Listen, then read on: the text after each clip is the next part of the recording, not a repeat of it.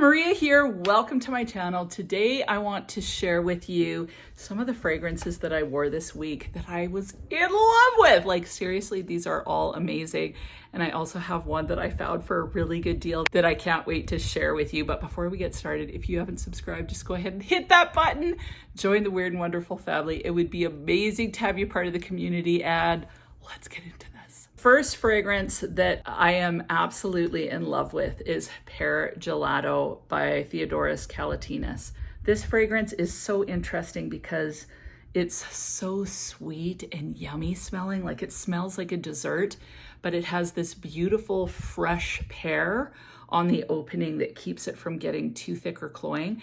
And I find that pear note, like a lot of times I find pear is fleeting. So I'll smell it. I really love pear, but I find that it disappears quite quickly. With this one, I feel like I smell the pear. I feel like the pear is present the whole entire wear of the fragrance. I also found this one to be quite long lasting, honestly. So it has pear, cone waffle, vanilla, milk, and sugar in it. I've never tasted pear gelato, but to me, this gives me that vibe. So I get a little bit of that waffle cone feel in it. And waffle cone to me smells like delicious kind of crispy waffle, but there's always a little bit of spice in there, which is what I get in this. I get kind of a creamy, custardy vibe in this, paired with a pear that isn't super cooked down, but smells slightly like sweet, but vibrant and fresh somehow.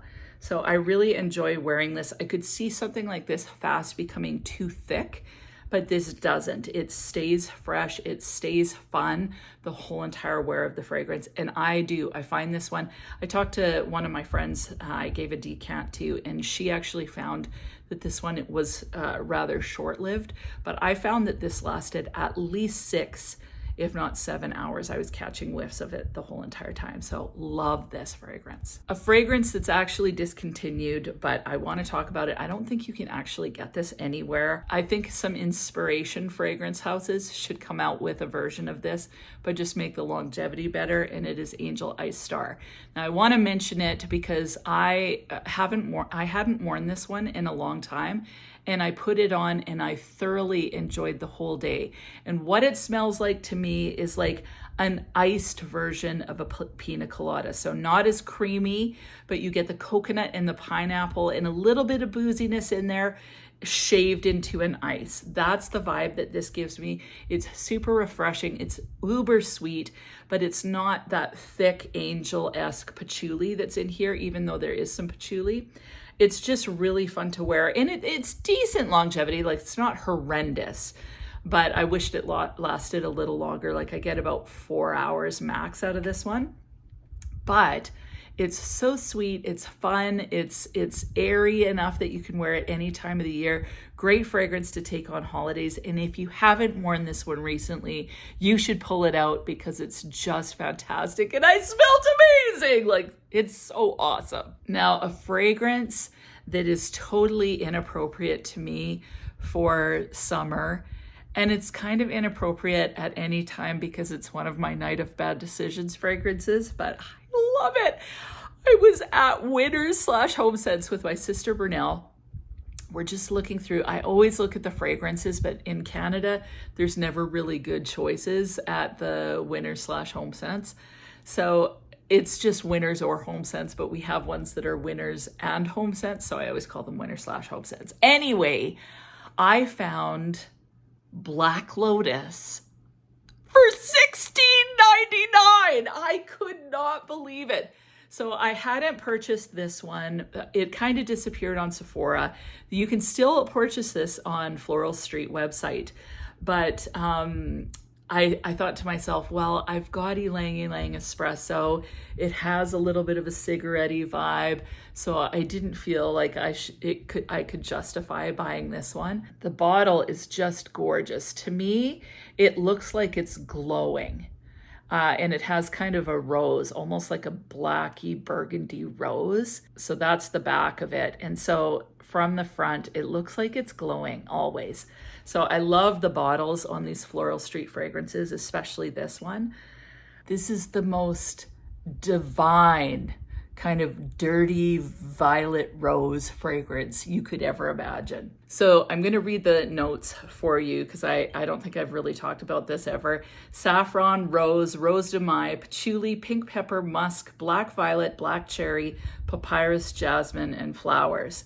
So this is dark, it's sexy, smells like cigarettes and a little bit of leather. There's a hint of kind of a boozy feel, I think, from that cherry. Definitely get the rose. I definitely get the violet. Almost gives me an iris vibe somehow. It smells, it smells like there's tannins in here. I don't know. I love this fragrance, but when you put it on the skin, it gets a little sweeter as you wear it, but this is not blind buy safe. I think most women would not like this. It's like a diva villain fragrance. When I smelt this and when I did my first video on Floral Street, what I thought of was some woman, she's very headstrong for the time, and it's kind of like 1940s-ish, 1930s, maybe even it's during the Prohibition time, something like that, a little flapper-esque, which is the 1920s. Anyway, it's sometime in there.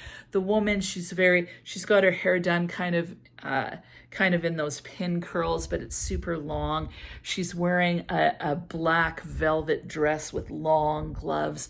She goes into this jazz club. It's kind of smoky in there. It's super sensual and sexy in there, but she's had a spat with her dude. She actually took off on him, and he's looking all over, and he's a little bit frantic. He's a little bit of a hothead. He gets to the club. He comes in his Rolls Royce, gets to the club. He's got kind of like half of a tux on, but then also this really long leather trench coat. Anyway, and it's some sort of hat. He's a little bit like Raiders of the Lost Ark type dude. So a bit of an adventurer, a bit of a rogue, but he loves hard. And anyway, he walks into the club. He sees her. She slaps him across the face. And then he grabs her and gives her a major kiss. And then, life gets a little more complicated, but a little bit more exciting right after that. Anyway, this is the fragrance. Like, I don't know what it is about this. It smells so sexy. It smells sophisticated and elegant, a little bit cigarette-y. It's a night of bad decisions, big time, but I am in love with it. So this one in Ylang Ylang Espresso, probably my favorites from the Floral Street line, and this lasts a long time on the skin. So this one and Ylang Ylang Espresso are amazing. Ylang Ylang Espresso is a little bit of a cigarette-y gourmand. So there is a gourmand component to Ylang Ylang Espresso, whereas this is really earthy. It's got a little bit of that tea-like vibe from something like a Gris Charnel. Yeah, like it smells gray. Again, I think of hazy gray. So that club, it's a little bit dark. There's a haze of smoke in the air, but it kind of all creates this sexy sensuality. That's this fragrance. I just love it. Most women, I think, would not like this, and I think it would smell so freaking sexy on a guy, it would defy description. Maybe it's just because I find this so sexy, but anyway, love this fragrance, and I'm so happy I got it for $16.99 Canadian. They actually had a bunch of their fragrances in the winter/home scents. They had Neon Rose, Electric Rhubarb, I think, and the Chypre one. Can't remember the name of it. None of those really appealed to me, but I was so excited to get this. Next fragrance that is so fun to wear. I honestly find this one to be quite long lasting too, and it's majorly projecting, is Dolce Amalfi by the Casmarati line of Xerjoff. This just comes across as juicy fruit gum to me. It has quince, cardamom, apple, saffron, cloves, tolu balsam, incense, vanilla, tonka bean, amber, cedar, and musk.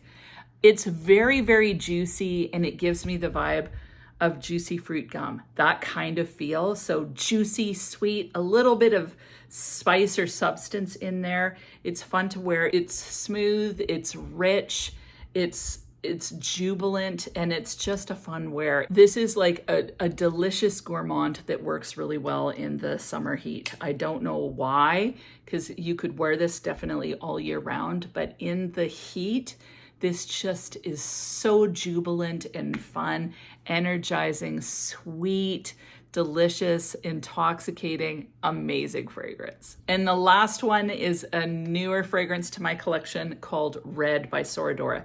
So this is one of Soradora's newest fragrances. This has a crazy amount of notes. So in the top, it has cardamom, coconut, pink pepper, mandarin orange, clementine, and bergamot.